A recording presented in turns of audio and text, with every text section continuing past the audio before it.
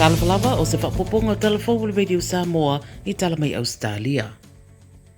O lo so e nei se au po o se team o scientisi Ausetalia pe whaamata e mawhaiuna kiliwaina le tupuipui le COVID se furuiva i se spray o le isu, nasal spray, ai le o le whai o le tui.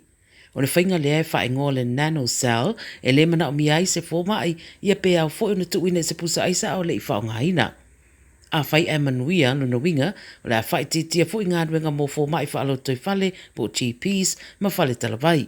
Nā maua e le MedLab Clinical se whesosoani tau tupe mai le whainga malo a New South Wales mo le whaatino ino le su enga le nei ma ua ngāre rue whate se ma le University of New South Wales ma le Macquarie University. Ta ua le ofisa siri o le MedLab, Dr. Sean Hall, i le Channel 9 News, o lo o iei le wha moe a whai e manuia wa mawhai o na wha o ngā le spray lea mō nisi taimi e toi pepesi mai ai le wha mai le lumanai.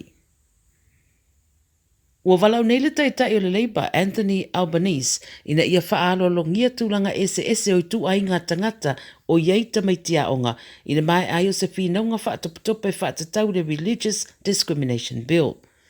O le tua ngai ma le tua ngai ma le crossbench o la tau rangorangoina nisi o suinga i le pili le nei e anga i tonu le poloka ina o whainga tustu sirima ma whaasino e se aita maiti e fua i lunga o la tau tua inga.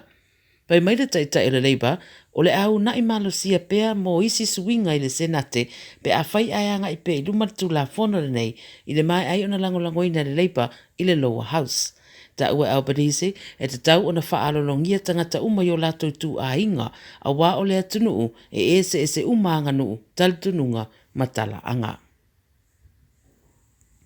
Wasuia tu la whono la COVID se furuiva i New South Wales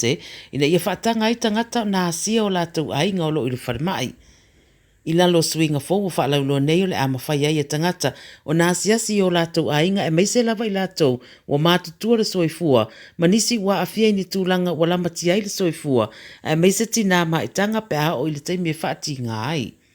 I te tau peo na whaia umatui pui o tangata e asesi atu i ngase pe iei fo i se exemption o le atu ina fo i le whaatanga na mo le asesi atu pe a whai e whina ngalo ai le ngase ma o le ama wai se whesosoani mo ia.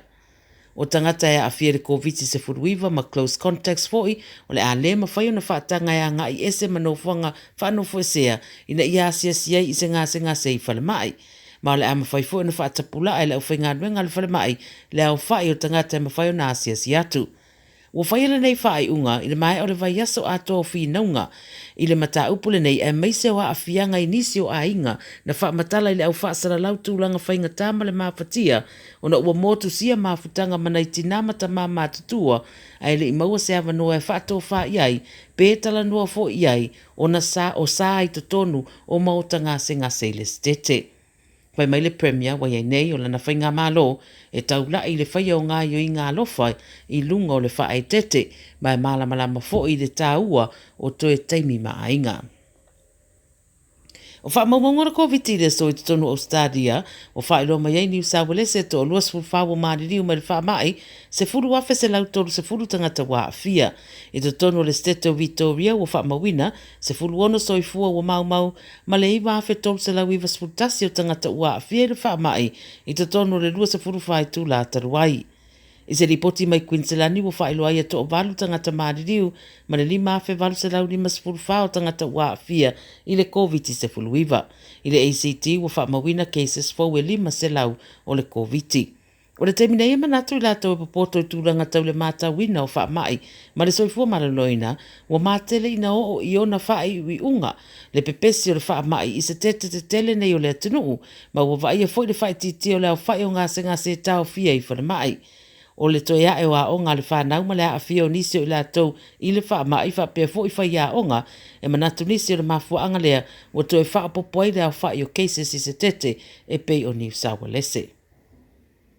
Tala muli o le ripotera APC le so o wha matalai le whetawinga i le UFC e le tau matala a tulturi roa e le totele. O Derek Lewis, se tasi wailonga i le taalonga o le awhetawi mareli o tai tui vasa mai le tu i se sifo sini.